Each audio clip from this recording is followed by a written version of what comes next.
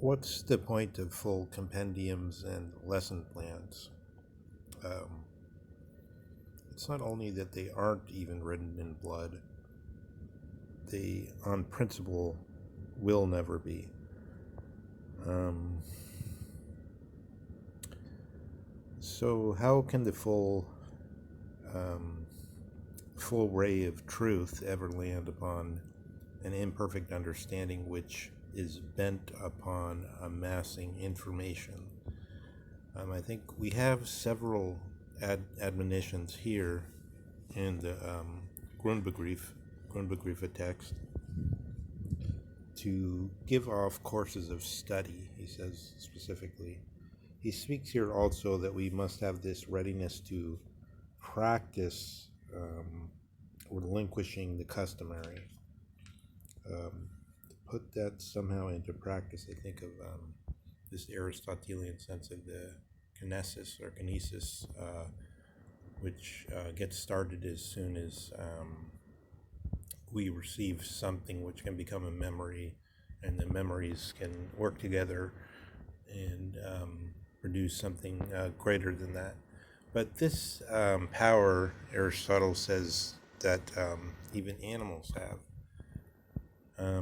There's a saying here in um, animals as opposed to the specifically rational animal, anthropos, the human being.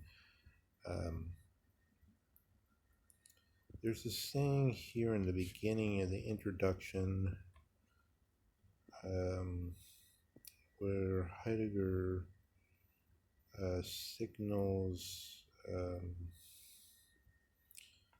later may be useful for other purposes. Um, or let's go on to the next section where it sort of begins to make one think of the demands of techne. Um, this unrest of continuously new needings. You think of this Hobbesian saying of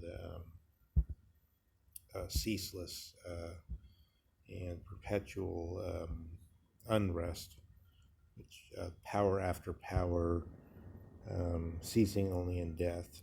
We want to fulfill all our potentialities, in other words, all our power is a name for dunamis or potential or potentiality or something like that, which in each case could be thought more strictly and closely, but also we have available to us as a specific power of human beings this idea, which they all seem to encompass in some way or overlap upon in some way.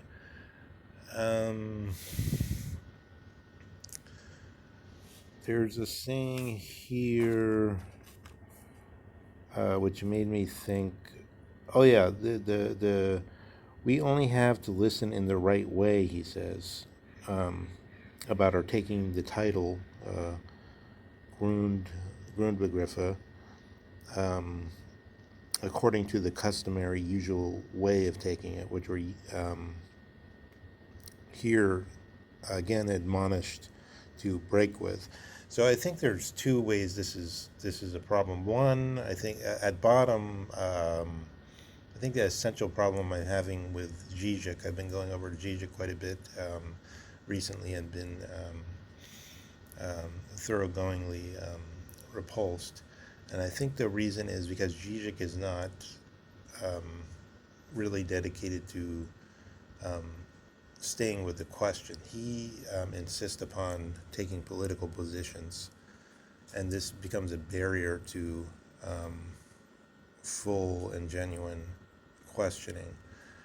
But I think in a more subtle way, this happens in courses, even in good, relatively, what, if we're sticking with the customary way of thinking, would be relatively good courses on Heidegger. The problem is they end up being an amassing of information about Heidegger in more or less urbane or inspiring form, but they are not the actual going out and collecting the berries, the, um, the investigation. The investigation, I'm more and more persuaded, must be more open to a radicalness. So I give an indication of what I mean by that. Again, on this question that's been troubling me about the even this, partly it's this terminological, this hosty, esty, that it is, or the T, esty, what it is. That I would say Parmenides, for instance, and I think overall Heidegger does not think that the Greeks had the question of being properly. It's rather that they were sort of digging towards it with their trowel. They revealed a little bit of it, and but only at the end of history has it become even vaguely possible to catch a whiff of this question of being, and it coincides, I would say, with what Heidegger says, that the most interesting thing about our interesting time is that we are, is that the right quote? But in any case, the most interesting thing about, but in any case, that we're not yet thinking. I'm thinking of what he says at the beginning of what is was heißt denken, of what is thinking. I can't remember. I'm sorry, I can't remember the right formulation of that. What we're not yet thinking indicates that we could really enter into this kinesis of the question of being, I think. But we're not doing it now, but now is the time when it's really becoming available to us if we would have steadfast resolution, or as it were, it's in the place of the autonomy, or what is the Eigenlich, which I think is misleading, but it's so popular to translate it as authenticity. But it's really a modified form of the Kantian notion of autonomy. But here, I think what Heidegger is saying is that the real Eigentliche, and it's clearly so according to the peculiar motives of his activity, is questioning being, which is the same thing as thinking. So if we have a compendium of study with information presented in it, then we're unable to do that. But only in the extremists can you say, here we have Zizek taking political stands, and here we have Heidegger taking the stand on the question of being. And then in this, in the look, in this possibly duplicitous light of Nietzsche, the trickster, we can say, oh, but this is Heidegger as one form. It says Bauhaus architecture is a recognizable form. The work of Adolf Loos is a recognizable form. The style of American government with the tripartite separation of powers is a recognizable form, etc. So there's this Heideggerian form, the question of being, but it's just one form that can be compared to the Zizek form of taking some position against political correctness, or whatever his various melange of political prolectivities may be. And then you have these kind of wishy-washy positions, which are like, okay, we're going to present a lot of information about Heidegger, but we're never going to really attempt the questioning. So in this sense, I suppose I answer my own question of why I wouldn't have taken the time on Zizek if I thought he was a much lower standard. But then on the other hand, there's the second question, is the Leo Strauss question, where, because in Strauss we're starting with the citizen's understanding, which is a necessary positing, I believe, to have these kind of concepts. Going back to what Heidegger is saying in this section, we're reflecting on what a concept is and how it works. If you have a concept like the citizen's understanding, that would differ from common sense. It would differ from other ways of regarding things. It's questionable even what we mean by common sense. So, I mean, of course, there's the Aristotelian sense where it means something totally different about perception, but common sense could be taken to mean something like what Thomas Paine says, or something like what Benjamin Franklin says, but those are specific accounts of common sense.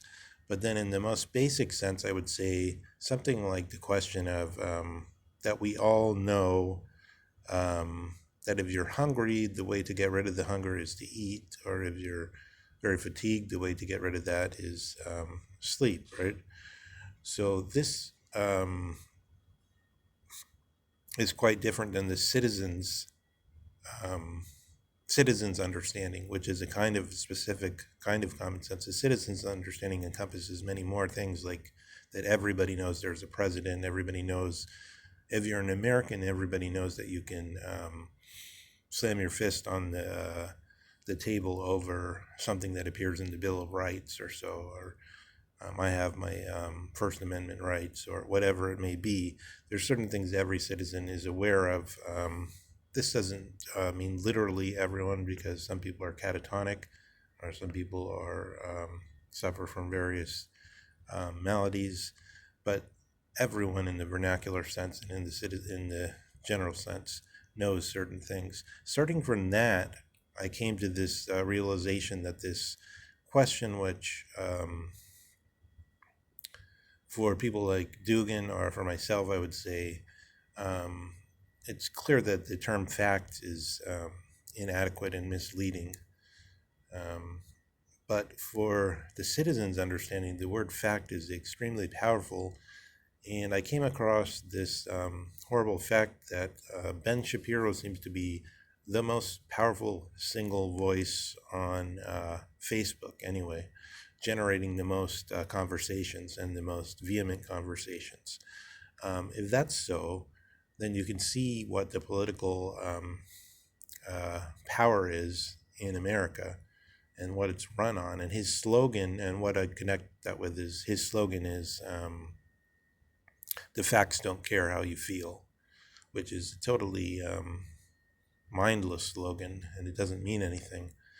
I would say the facts, I mean, if you wanted to play games, you could say the facts do care very much how we feel, because it's us who are in charge of, if there's a fact that there's some trash here, if we feel that we don't like trash, it's us who determine that there's already a prototype within trash that demands that that trash be exterminated, or thrown into the oven in the basement. So you can see how these so-called facts would carry over even to the most extreme human events, because everything carries on it.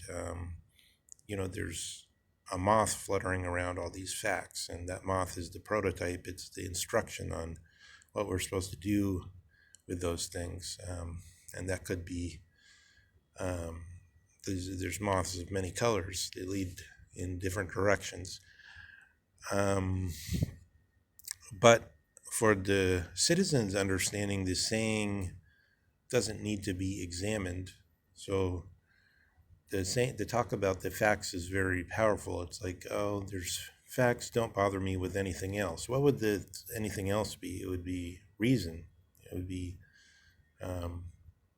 reason, which is said in a way in contradistinction to interest or passion, or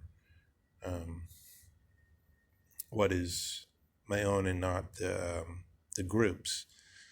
All kinds of questions come into this about, for instance, what morality is, what the polis is, and so on. Thinking of what's written here,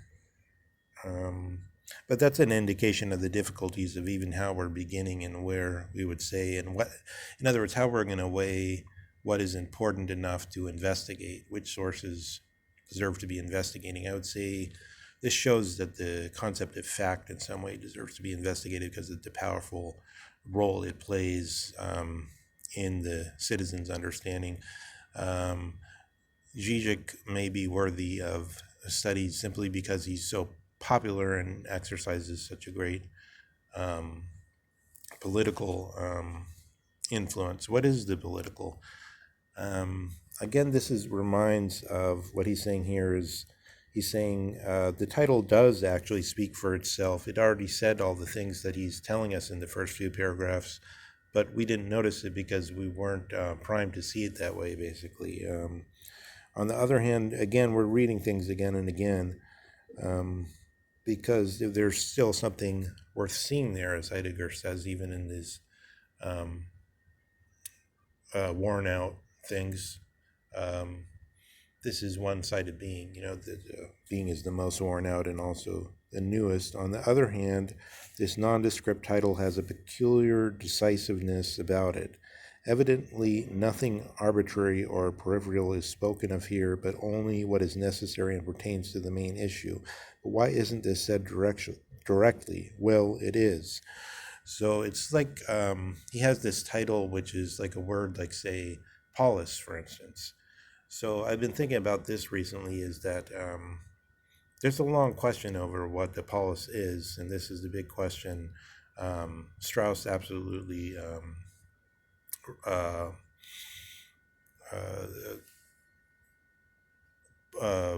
proscribes the usage city-state because that really is a confirmation of the current way of dividing the government from society, the post-social contract cities after French Revolution or after the American Revolution. But even all these different explanations of what a polis is lead back to different peculiar questions. So then if we are to learn that Aristotle says that ants have a polis and cranes have a polis, so that the polis is something that animals have, and anthropos being an animal also, anthropos the human being an animal also has a polis. And what polis means is sharing one goal. So that strictly speaking, one can't say that eudaimonia in Aristotle is the only goal, because the polis is also could be said to be the goal. So the polis belongs also to animals. Do we suddenly hear polis in a different way when that happens? So that even though things were said straightforwardly, only now that we add something on do we hear it differently, right?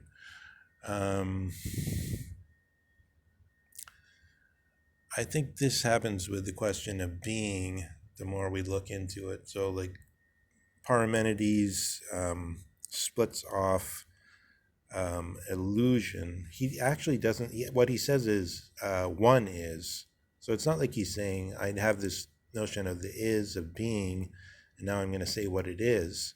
But actually he confirms that one is, and what he's really doing is setting off one against all the things you encounter in daily life, because he's come aware of this abstract thinking in kinds, thinking in concepts.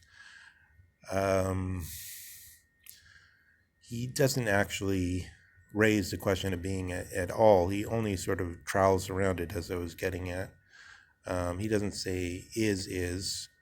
He says one is, and he's thinking of one in contradistinction to the illusion, as you see in all of his student Zeno's arguments that demonstrate that the many are not, but one is.